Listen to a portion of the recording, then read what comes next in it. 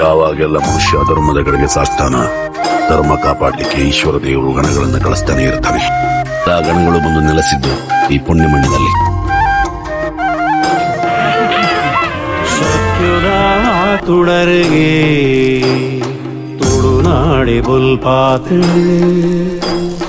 ನಿತ್ಯದ ಪೂಜೆಗೆ ಜನಮಾನಿ ಸಾಲುಂತುಳು, ಭಕ್ತಿದ ಭಾವಗೂ ದೈವೊಳೆನ ನುಡಿಯಾತಳು.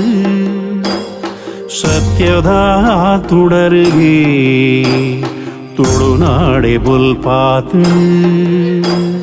ನಿತ್ಯದ ಪೂಜೆಗೆ ಜನಮಾನಿ ಸಾಲುಂತುಳು.